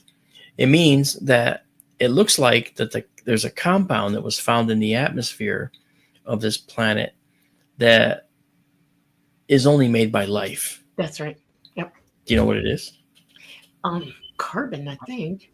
No. No. Carbon's everywhere. Right. Carbon's the fourth most abundant element in the universe. Oxygen's the third. No, it's a compound called dimethyl sulfide. Now, I didn't expect anybody to really know that, but that people would if they understood. For instance, when you go down to the ocean, right? When you go to the ocean, does it smell good when it's low tide? No. Yeah. Well, I kind of like the smell, but No. that's just me. Yeah. Well, what you're smelling is the waste product of countless dead animals. All right. And you're actually smelling dimethyl sulfide because it's a compound that's only made by life, as far as we know. And it would be very hard for something inorganic to make this organic compound. So the point being is that this particular compound is a signal that there might be life in this atmosphere or in this on this planet. The problem is there's so much of it seemingly coming from Kepler-12b. But then after analyzing the planet, it looks like it's a water world. Right. Now, we have 75% of our planet covered by water. Right. How about a planet with 100%? And how about the planet being bigger? The amount of dimethyl sulfide would increase proportionately. So would that have been detected through spectroscopy? Very good. Yes, that's exactly right. Yeah, they take a spectrum of the star and they wait for the planet to pass in front of the star. And when it does, a little bit of the planet's atmosphere is now going in front of the star. And so here's the planet. Here's the planet. And now the rim of its atmosphere is seen as polluting the star's spectrum. And so they can see new spectral lines showing up. And dimethyl sulfide seems to be one of them. Right. So that is how we're going to find life. See, I would be interested to know as well as if they have carbon dioxide in their atmosphere as well. Yeah, carbon dioxide is relatively common. Volcanoes emit it. Right. Okay, not as much as we might expect, but yes, water vapor, water. This planet seems to be loaded with it. So you see, there's all kinds of really cool things, and so looking out in front of us is coming. Is this coming? I guess what we call it. This is going to be an amazing next few years because the James Webb, the Vera Rubin, and the other existing telescopes, even the lowly Hubble, okay, which used to be the superstar of the bunch, okay, is going to show us new things in the universe that we've never seen before. I'm looking forward to it. Already is, yeah. Well, I think you've already talked about this, but Fun Talks keeps asking me, when is question time? So I'm putting up his question. But the question is, I remember 16, overwhelmed by the mere size of the cosmos, diving into things like quasars, blazars. I've never heard of blazars. Dark holes and spooky action at a distance. Do you recall your beginning? Well, you talked about that. Yeah, I will say this though about that though. Spooky action at a distance is why we know, and I started to allude to it, why we know that that person that we hadn't talked to in 10 years just called us, and we feel that, well, that's actually quantum entanglement, but at a brain level, okay, in my view. All right. And I said that science doesn't understand that yet, but it is quantum entanglement, and I made up the word called brainular level. So somebody sent out a feeler saying, I haven't talked to Mark in a long time. I should call him. And I was probably saying, maybe, I haven't talked to him in a long time. So one of us sent that message out and started thinking about that person, and bam, they call. It's like, whoa, I was just thinking of you, or so forth. Yeah. And we are connected. And that's one of the things that I led to earlier. And thanks, Mountain Dan, that was quantum entanglement is what I'm talking about. Yeah. That's one of the things that I think is very important for the human experience, is that we can do this too. We just don't really have the ability to quantify this yet, but that's coming. Well, we're out of time, unfortunately. Can we have you come back again? Yeah. All right. Do you want to put you on every month? Would you like to do that, like once a month? I could come on and talk about cool astronomy things in the cosmos. Anything new, you just let us know. Every couple of months, I would. Yeah. I don't have to be there. I don't have to be there every single month, but I can be there every couple of months for sure. We didn't even really get to touch on the astronomy there's so much to talk about. But yeah, check out Marc Dantonio's book, The Populated Universe. Life in the universe may very well be the rule, not the exception. Yeah. There are lots of links in the show notes. Any last words you want to leave our peeps with? Yeah, I mean, if you guys are having a good time, then check out skytourlive.org. We're a nonprofit. We run on support from folks that are interested in the topic. Our goal is to enlighten and teach people astronomy in ways that they couldn't imagine possible. It's a live classroom. It's a live laboratory, and you get to be there in the front row seat.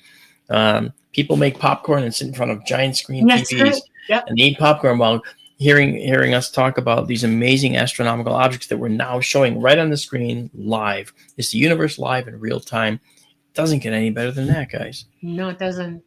Skytourlive.org. Wow. Yeah, I'm definitely going to check it out, and hope everyone else does too. Thanks so much, Mark. This was absolutely enlightening and so interesting, and all good things. Thank you, guys. Thank you very much for having me. It was a lot of fun. Anytime, please come back. Okay. All right. Yeah, I do want to give a shout out to all you guys watching us. Thanks so much for the donations. Namaste and Thank Bob you. Thorson. It helps us a lot, in my opinion. Janie Mashburn, you guys really delivered tonight, especially Janie twice. Wow. Thank you. Yahira, Medium, Owlman, you guys are amazing. Sorry we didn't get to all the questions, but we got to most of them. So, yeah, can't wait to have you back, Mark. Well, thanks, guys. It was a pleasure being here. Absolutely. We'll see you again. Yep. Thank you, everybody, for joining us on the Light Gate on this beautiful Monday night. We are coming to you live from the New Orleans in Louisiana at the United Public Radio Network at 107.7 FM and the UFO Paranormal Radio Network at 105.3 FM. We are on Facebook, we're on Roku, we're on Rumble, and we're on YouTube. Y'all, please have a wonderful week. Be safe and namaste. Thank you all. And night, night. Bye, everyone.